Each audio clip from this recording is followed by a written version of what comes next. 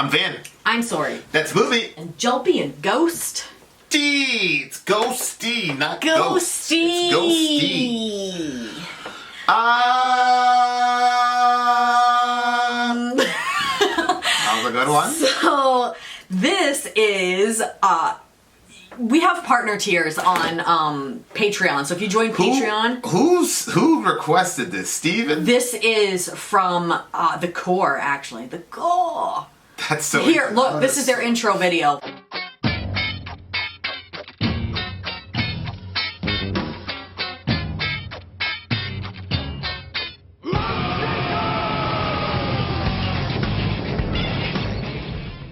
I could have sworn Steven De Herrera did this one. The name of the song is called Male Supremacy. Allah Akbar. That's terrible. That should be interesting. Mm-hmm. Okay.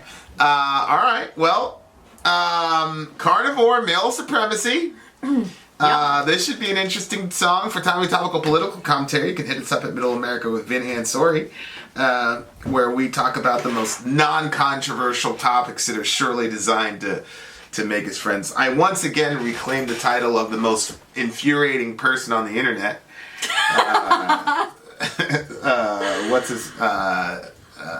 Akbar called me the most infuriating person on the internet. So if you want to be infuriated, dear audience, then I challenge you to go on to Middle America and you'll be able to see why that is. However, right now you're on the Vin and Sori Maine channel and we are doing Male Supremacy.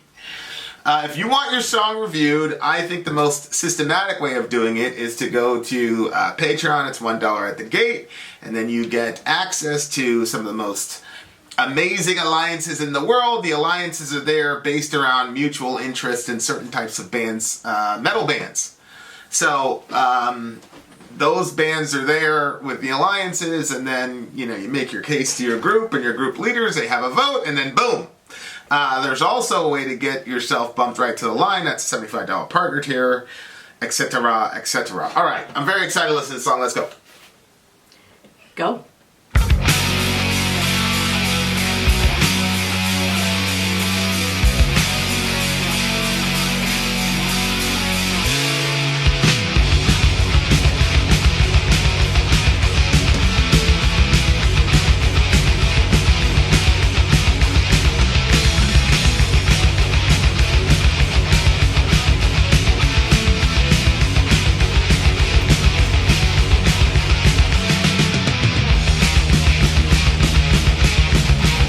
Guy from Typo.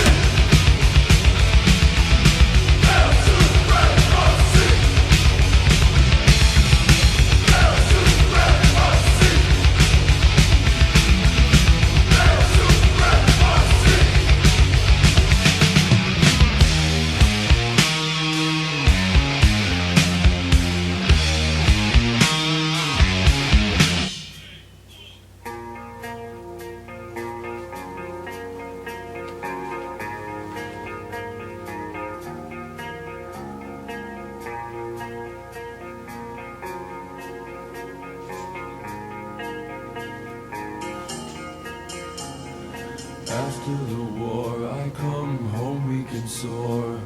I fall into your arms. Is that Peter Steele? We lie by the fire, you'll feed my desire. Yeah, With me safe and warm. it's the typo guy.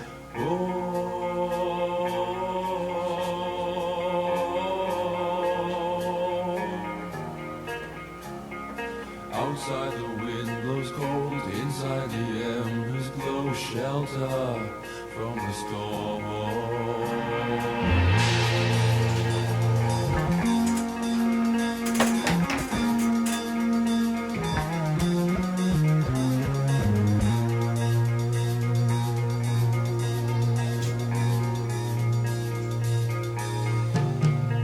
Years beat away, I fought night and day for my land and my king. Woman, it's true, I do battle for you. You my everything.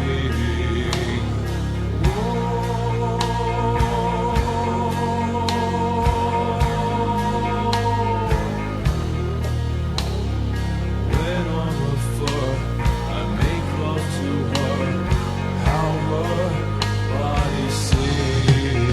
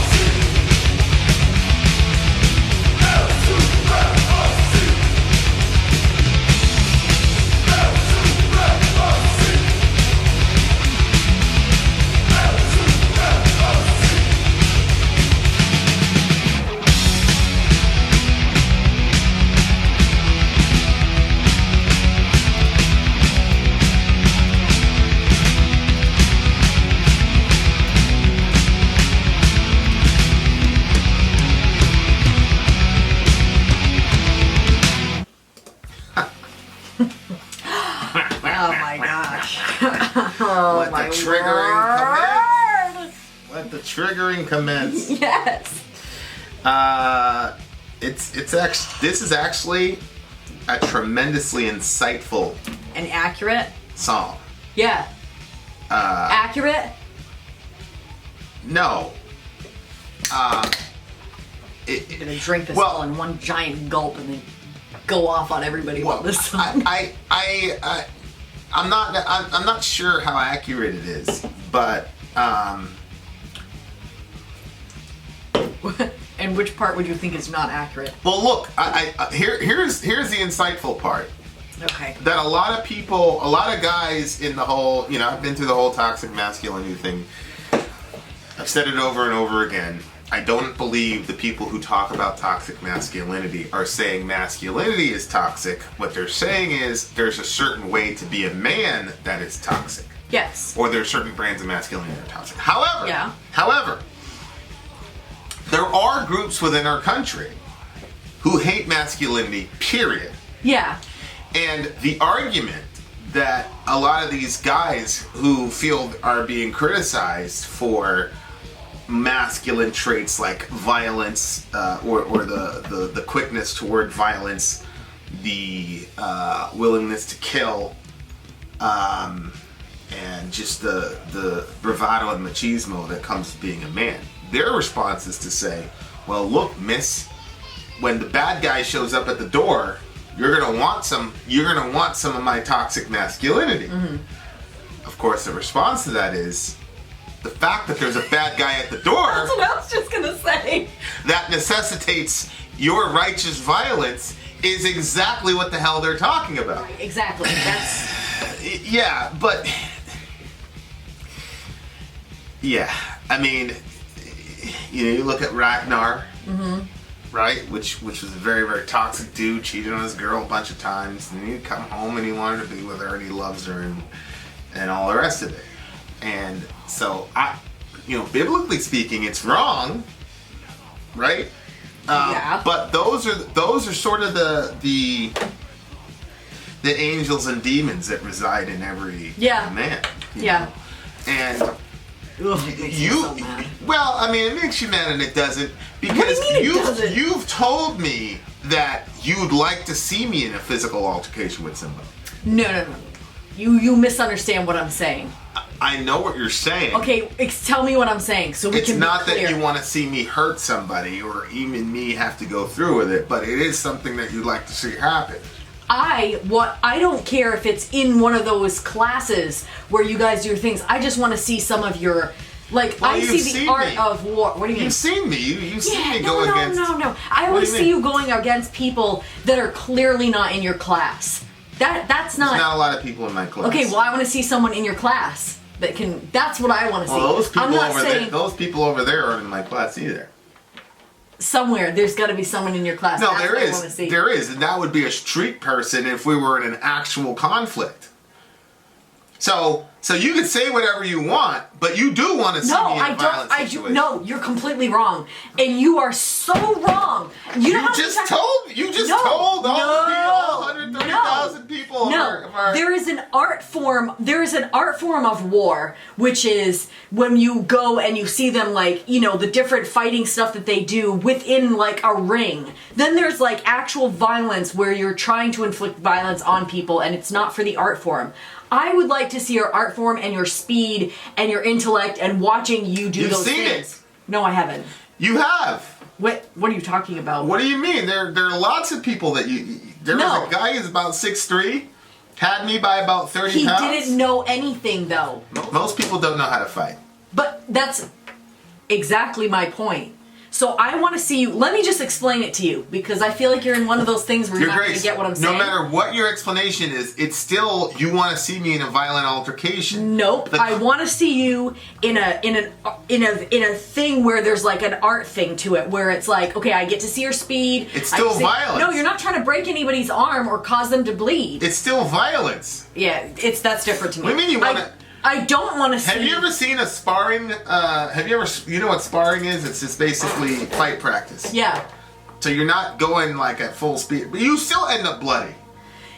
Yeah, but it's different than like out on the street. You're trying to like fend for your life or something like that. Honey, I'm honest agreeing to with you. goodness, There are different- Wallahi, I pray all the time that nobody comes to bring smoke to you. I always do. I say, Lord, please don't let that guy go. Please, Lord, because I don't want you. Now, I understand that you're a pacifist, but you are not a pacifist by nature. You're a pacifist by conviction, and that is different. And I'm a I do pacifist. not want you in that situation. I'm a pacifist. Yeah.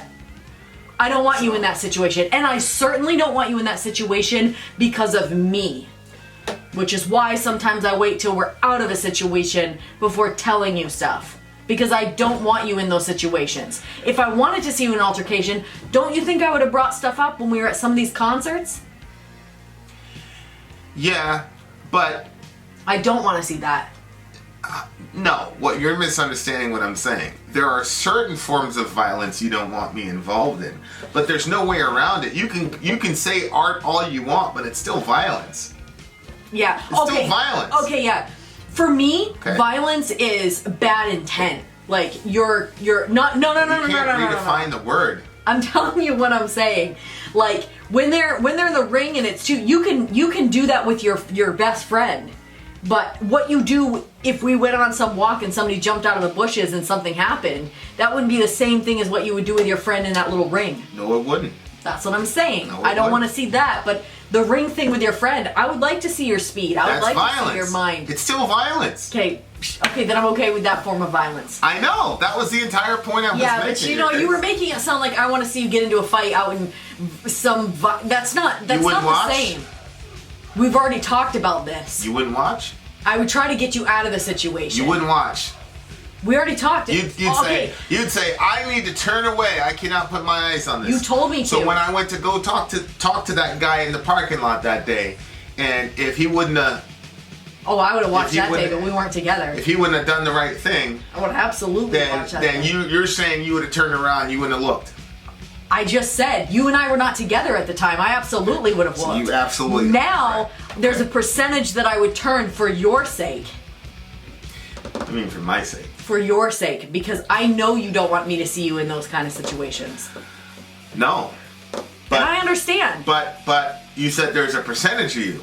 That means... Because I'm still wildly curious to see you in it. Right. That's what I'm saying, but I would rather see you in a... Right. What? You do all of this talking and I feel I'm in not the corner. I'm not You doing understand any what talking. I'm saying? Well, I don't want to see you in a fight outside where somebody's actually having to be harmed. I want to see you in one of those matches. But if we were in that predicament, you absolutely would look.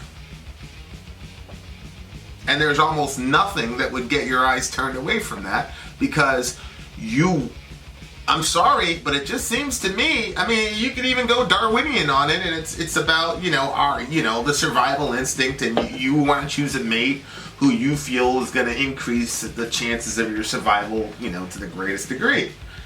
Right? So you don't even have to go, you can just get Darwinian on it and whatever. But at the end of the day, I mean, it seems to me that as far as men and women and how they relate, that's always been a thing. Doesn't matter what culture it is. Doesn't matter Arab culture, Hindu are you culture. Okay? Are you asking? Does a girl necessarily have a problem with violence? I think what I'm saying is that males' propensity toward violence is seen in certain contexts as a positive and of course it is an attractive of course it is feature of men. That's what I'm saying. Yes, I will say yes for that. Right. But I thought we were talking about you and me specifically. Well, what I'm saying is you are no different. No. What I'm saying, I will say, I think that it's extremely hot that you can fight. Like I do. I don't want to see you in that situation. Even though I want to see your art form, I don't want to see you in that specific situation because I know how you feel. Like you don't want me to see that of you. I understand that. That makes sense to me. But yeah, of course, that's obviously when we go places. I think about it a lot. I'm like, this could be bad, but I have been here. But so that guy. So that's what I'm saying. Is the song kind of has a hyperbolic, in verse 1 and verse 2. It's kind of a hyperbolic. You're raping women, you're enslaving children, you're male supremacy, It's kind of this hyperbolic thing. But then when he goes home... well, I don't think it's really all that hyperbolic. Like, okay, when you know how I am, like you want some of this? I'll put it over there because I don't want to stumble on the computer. So, like, you know how I feel, like, about, like, men? Like, you're separate, you're, like, different than all the rest of it. But I feel like everybody else... Well, I wouldn't say that if I didn't actually feel like that. You know that. No, I'm saying it's convenient for me. Oh, it is. Also convenient for me that I have you. So, like, that's exactly how I feel about male supremacy. And the way that he explained it, between my legs, I've got what it takes to be called a man. Fighting, feasting, fucking all I can. Like, that's exactly what I don't like when I think about But he's men. obviously speaking hyperbolic. No, I don't think that's the... I think that's the attitude that men have. No, I think that is a perception that women have of males. Yeah. I think he's just using that against them to troll them. Well, it's working, but that's how I think feel. the first part is... Can you see how, those like actual words, growing up in the context that I did, in the evangelical sort of world, they're not running around like literally raping women and stuff like that, but the attitude that they have... A lot of them are running around raping women. I mean, I'm sure. saying like in this like a public eye sort of like whatever, like taking over, but like there's just that griminess, like... Yeah, but the dudes that you're talking about are cowardly dudes who wouldn't do any violence anyway. Most of the dudes that you're talking about are dudes that would put a woman in front of them if there was a robber going into their house. Yeah. You know that. Yeah. So I don't really think you can put cowardly, religious men in the same context to this situation. I think never, aside from you, I don't know any. Do I know any other men that wouldn't that are not cowardly? There's lots of men who are not cowardly. Ooh, can you name some? You think if me and Stephen De Herrera were walking down on that dude? No, you can't count Steve De Herrera. I'm talking about people around where I live. Steve would probably. Steve would probably put the screws to that guy. Before I would. I have no. Yeah, I have no doubt in my mind. He wouldn't even have given the guy the opportunity. But you can't count Steve De Herrera. Why? Because I'm talking about my life. I just met Steve like a year ago. The dudes in your area and whatever. I mean, they came up. They're all. I mean, and they formulated my idea of men. Yeah, but you came up around some real soft dudes, man. You came up around soft dudes. That's not the fault of the rest of the men on the planet. Okay, do I know any? Do I know any? Why are you calling them cowardly? It's because they won't do violence in a particular situation. You said cowardly, so I threw in with you. Oh, well, why? I know why I'm saying cowardly. It's because. Yes, I agree with you, babe. Okay, so that's his entire point. Yes. His point is you gotta take the good with the bad. I don't know. No. Okay. I'm not good with you going out and raping all kinds of women and then coming home and holding me by the fire. Again, I think what he's doing is he's taking these stereotypes of men that, certain third wave feminists, all right. third wave I feminists see what you're saying. And he's I see what you're saying. Sure, yeah, he's trolling you. But then he gets to the second half of the song and he says, hey, this is also part of it. After the war, come home, weak and sore, I fell into your arms. Da-da-da-da-da. And what he's saying is, you can demonize men and all you want, but at the same time... Do you think... Okay, I have a question. So, the men, the cowardly men that I know, they're not, like... They're cowardly, but at the same time, like, I don't see them... Well, maybe some of them are... Well, I don't know. I don't really know any men that are like this. I think that my father is very much about my mom. Like as far as like they've been together for a very long time, but he still I think thinks that she's the cat's meow. You know what I mean? But your mom. My mom's pretty unbelievable. But I mean, your mom makes me go, okay, I'm set for life.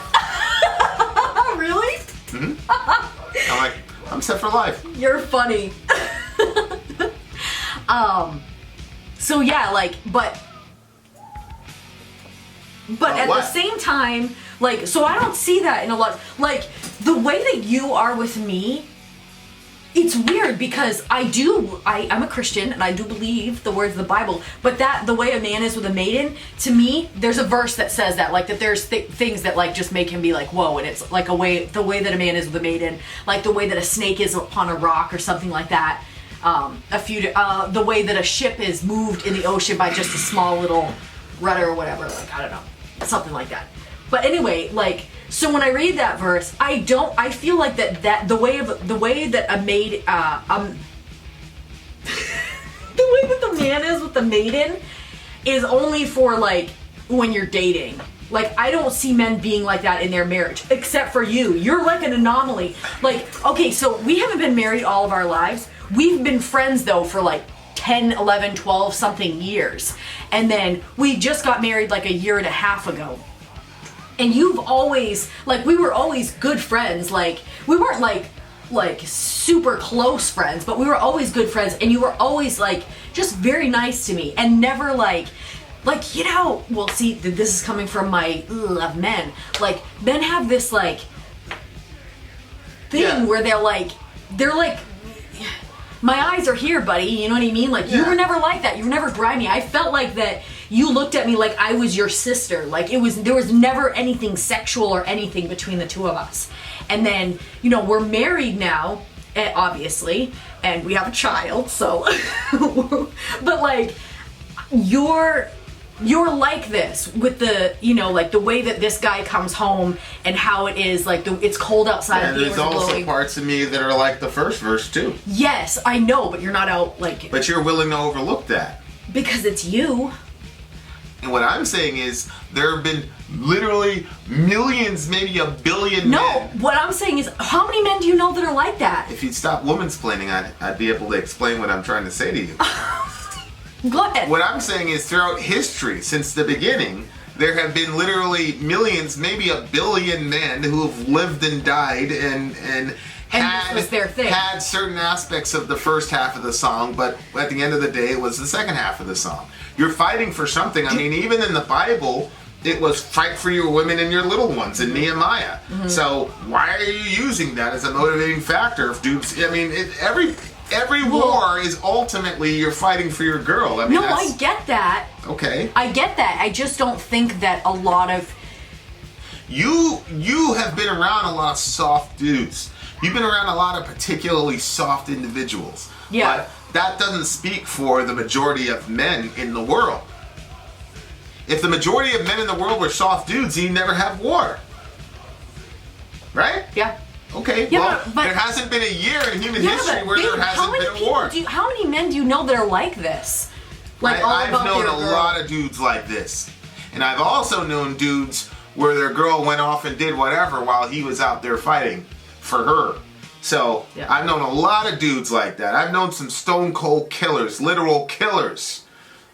Dudes who enjoy killing who are like this. So... But you can see how I learned by my experiences. You, for whatever strange reason, you've been around a lot of particularly soft dudes.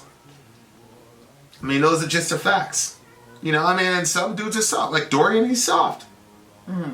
Johan is not. Mm-hmm. Guy said something about his sister, he put the screws to the kid.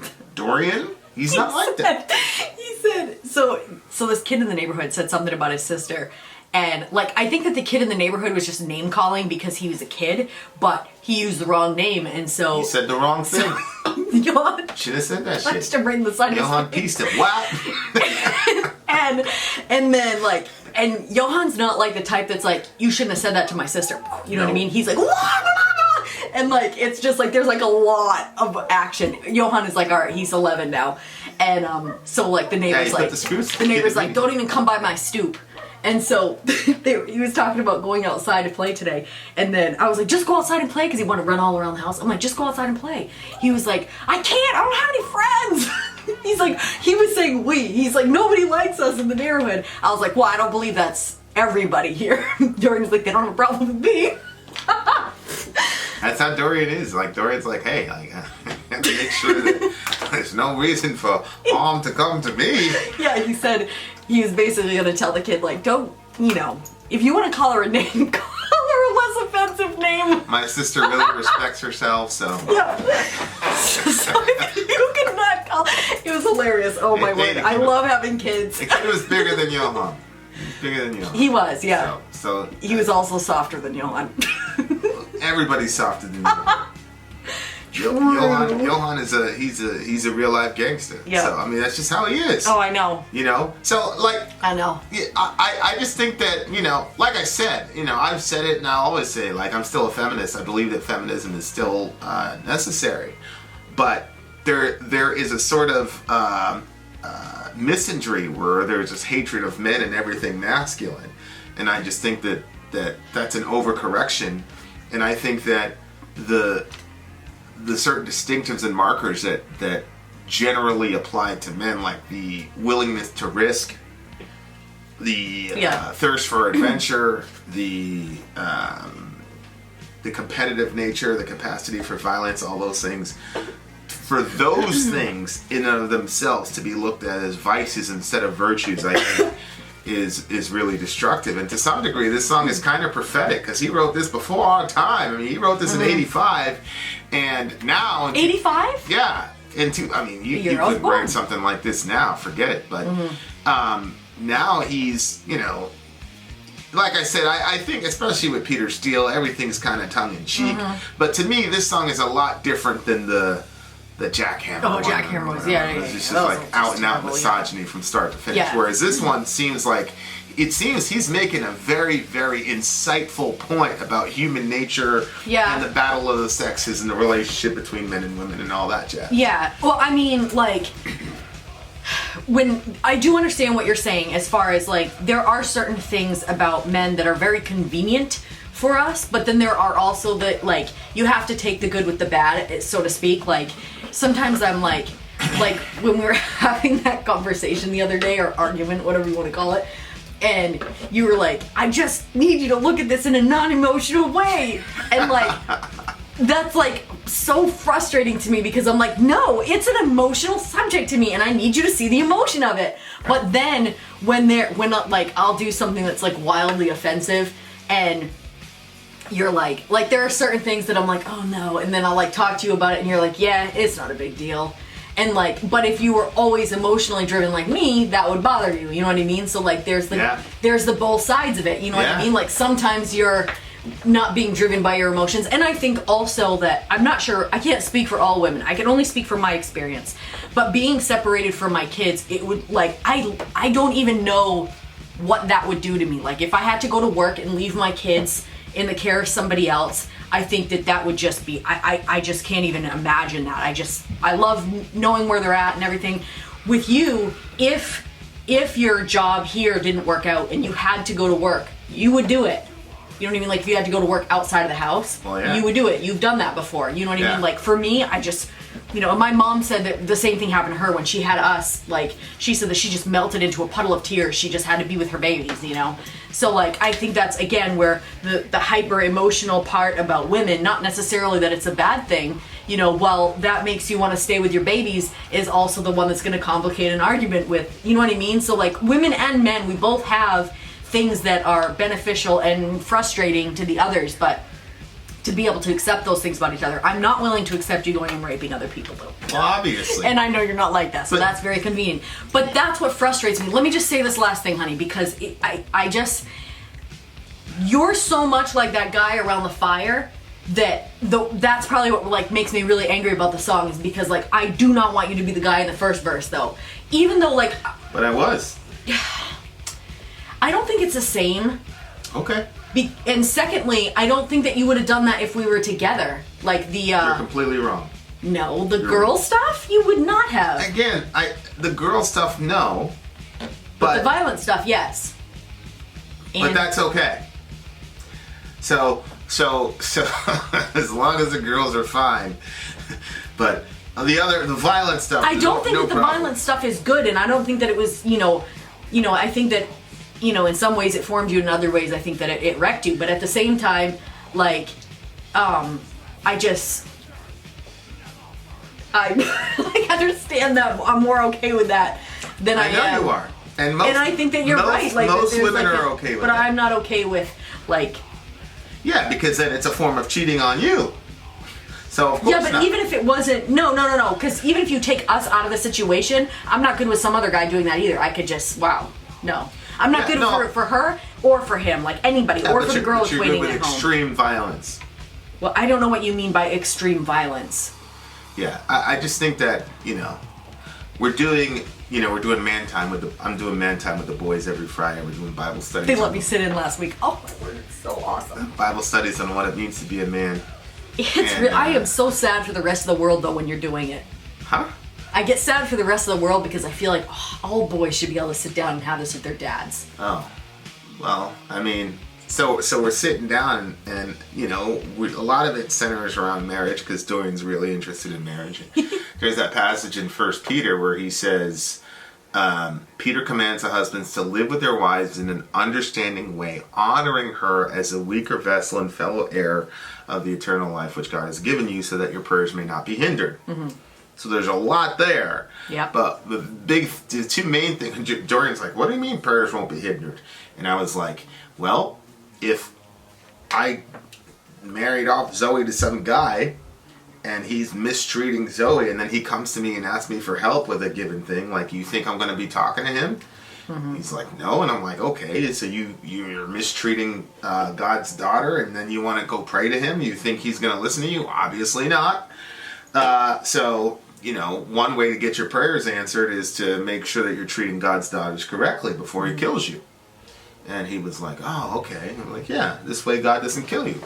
So that happened, by the way. Go check out Nabal in 1 Samuel. And check out, Malachi, where it says you flood the Lord's altar with tears and you raise your hands and you ask why the Lord won't listen to you. Yeah. And it says because the Lord is acting as witness because you've been unfaithful to the wife of your youth. Mm-hmm. So guard your spirit and do not break faith, he says. But the real thing that I looked at was when Peter says honoring her as a weaker vessel. Mm-hmm. Because that to me is the key, is that men and women have differences, and a lot of times, the counsel is to tolerate those differences. Mm-hmm. But Peter does not say tolerating her as a weaker vessel. It actually says honoring her as a weaker vessel. Mm-hmm. So like, you put, we don't have any china, but you put the china, which is more brittle, yes. Right? You put the china in a special place and you handle it with care. Yep. Because it's more valuable than just the regular pots and pans. Mm-hmm. And so it's a brilliant way to look at the weakness, of femininity, like, where you with your emotions and things like that. And, I told the boys, like, it's not something you should tolerate, it's something that you should honor. Yeah. So that when you're engaging in an argument with your significant other, that has to be at the forefront of your mindset. Is that it's interesting. It says the weaker vessel, weaker, which means that you're weak too. Yeah. So that's something that people don't understand, because I know there's a lot of women that are offended. How dare you? Look, the text says weaker vessel, which means that I'm weak. It's just that she happens to be weaker than me emotionally in this particular situation. And so the way that I honor that is that when I'm engaging in the discussion and the disagreement, I've got to make sure that I'm constantly cognizant of that fact, right? And on a good day I do well with it, and a bad day I'm a Neanderthal, so it's I'm teaching the boys that is to just recognize, look, both of you are weak in this situation. It's just one of you is weaker than the other, and so now it's your obligation, weak as you are, to make sure that she's honored in that discussion, so and we had a little conflict yesterday, and hopefully I was able to communicate that within the conflict eventually. Oh yeah. Yeah. And I just, you did really good. I kept thinking about it like all night and all day. But it's one of those situations where, somebody's got to blink, right? And I just think we get a lot farther in our communications, especially culturally right now, if we could look at those things as things that need to be honored, right, instead of just tolerated. So. If men could be perceived and appreciated for the fact that a guy like De Herrera, maybe he's a Neanderthal, but I guarantee, look, I would want if I had to take Zoe or Selah and I had to leave them in the hands of somebody for a day or something to take care of, I would definitely want Steve there, and especially if they're in a dangerous situation. Who do you want? See, so it's not as simple as people try to make it out to be. Like there are some very... I just don't want him babysitting my cat. And Steve and I have gone back and forth on the toxic masculinity stuff. But at the end of the day, if anybody in the village, if my daughters were in danger and I couldn't be there, he would be absolutely the number one person I would want in that situation. Like, not even, okay, so then you got to honor that. Yeah. You got to honor that. Yeah. And so I just think that, obviously, I think the first half of the song, is nightmarish. I mean, some of this stuff is war crimes. But again, I mean, and now I'll say this, because I'll give you this. In the modern world, this is hyperbolic.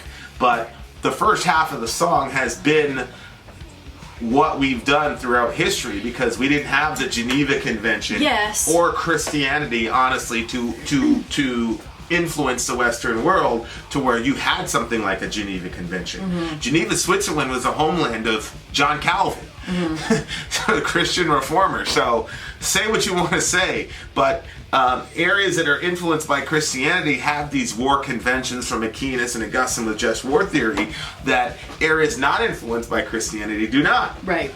So you look at Eastern and Middle Eastern people, they're not trying to, they don't care about any of these conventions, man.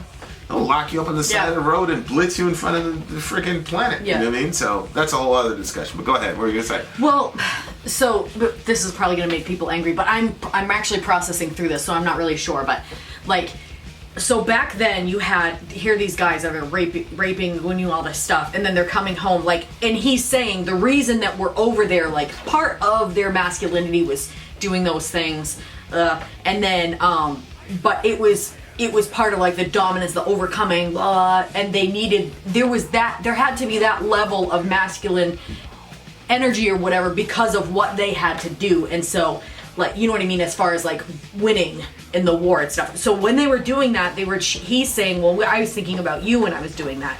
And so then he comes home and then he's got his time with her. And it seems to me that there's still like lingerings of that. I don't condone that, like them doing that at all. But Doing what? Like going over there and like raping. Like I understand like war, taking over territory, stuff like I'm not good with raping women or enslaving children. Right. But then I do think you have to say that. But yeah, go ahead.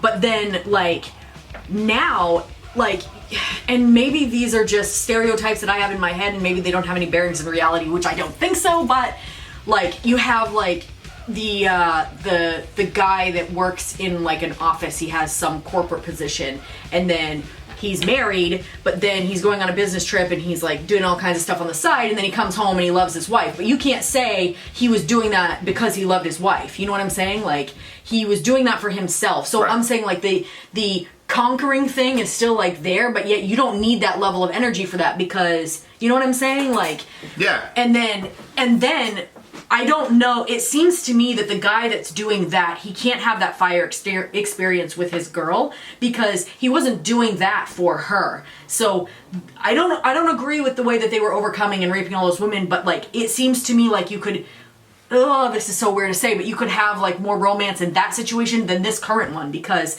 he goes on his business trip and he comes back and it actually seems like they become farther apart, him and his wife at home. Like it doesn't seem like he comes back and he has this type of experience where the fire is important and the ambers and stuff like that.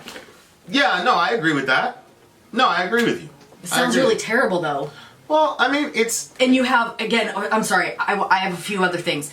The other thing, too, was, like, the rock star lifestyle. You know, you hear them all the time. They go out, they do their thing, blah, blah, blah, and then they come back, and then their girl is there. Like, it seems like there's still these situations where that kind of stuff is happening, but it doesn't seem like it has the fire, like, again, like this did. And like I said, like, it's... I don't know. The motivation seems different, like...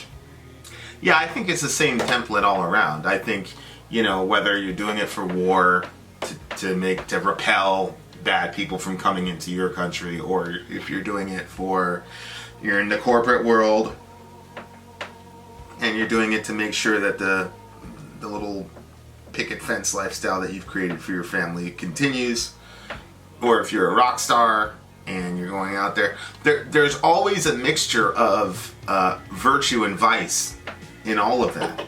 Always? Yeah, because people are sinners. So how can there be virtue in the guy that goes and sleeps with his secretary? Well, again, he's working for his family. That's virtuous. He's sleeping with the secretary. That's vice, because he can't control his sexual urges. So what I'm saying is there's always a mixture of virtue and vice, but on a real practical level, when these guys go overseas either to fight or to be a rock star or to be a corporate rock star, on a practical level, you're separated from your girl, but then you have these urges. And a lot of guys, you know, have this logic of, I don't care about this broad though. I care about you. I love you. This is just, you know, I got this physical urge. It's nothing. Then that's how they justify it. And if you don't have a moral code that says, this is a sacred thing and it's not just a physical act, then of course you're going to go and do that. And there's a lot of women who are socialized to where that's not even a problem for them. It's not? No, they don't care. Because they're looking at it like... For real, they don't care? They're saying they don't care. They really don't care? I don't know. It just looks to me like... I don't think they like it, but to me, the metaphorical import that you would pour into it, they would not, is what I'm saying. Oh, yeah. I mean, you even see this in the Bible where you got dudes have multiple wives and all the rest of it. They don't like it, but it's an accepted societal norm. You know what I mean? So, like the whole pornography thing right now. Like, there's a lot of women that would never even think of breaking up with their boyfriend for watching a bunch of porn. It's just a lot of people watch it with their... Yeah, it's a societal norm. To them, it's like, hey, he's got a physical urge. Well, he doesn't care about those girls. He loves me. Yada yada. So a lot of people can make that break. You know what I mean? So it's we have a different mentality because of what the Bible says. But even in the Old Testament, God was basically like, all right, you guys are not going to control yourselves, so you can have multiple wives. Just make sure that you take care of the kids. I mean, that's basically the Old Testament.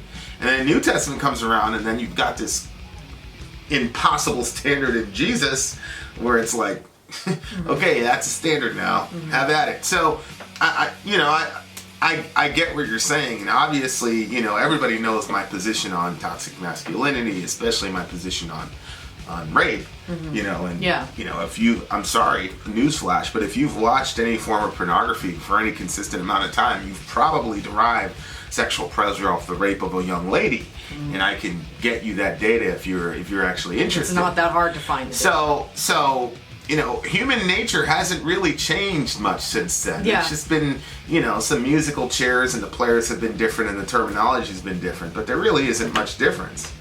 And so to me, it's like, that's why I said it was an extremely insightful song, because it was written, like I said, before our time, but even now in 2019, it's absolutely a relevant and a pertinent discussion for sure. Yeah. I feel like this is one of those like accidental genius moments for this guy. like I said, like to me, he's like a world-class troll, but he also is like, and he speaks very tongue-in-cheek, and you can kind of miss, some underlying messages because he's so funny. He's like that smart kid in school that it plays the class clown because it's not cool to be smart. But he's very, very insightful, at least in this song. So there you are. What do you give the song? Male supremacy. Boy, this is a tough one to do because, well, it really worked. It made me really, really angry. Right. The trolling was very successful. Yeah, it was. And then when Peter Steele started in singing the nice part, I was like, oh, and then I was like, no, I hate this guy. Ugh. You know what I mean? Like, because he was like that figure. You know what I mean? But you're so much like that. So then I was like, oh, but it would be Vin, and so Vin wouldn't be going over there doing that thing that I don't like. Yeah. So just not raping the girls, but killing their husbands. That's okay. we're bad guys. Okay, I shouldn't make light of something so heavy. I'm sorry, babe. Okay, so it's a 10 for me. It's a 10. Oh, it really made me mad. I think it's definitely a 10. It's a 10 for sure because of its contemporary usefulness. For sure. There you go, guys. There you go. Then out. Sorry out. Gone.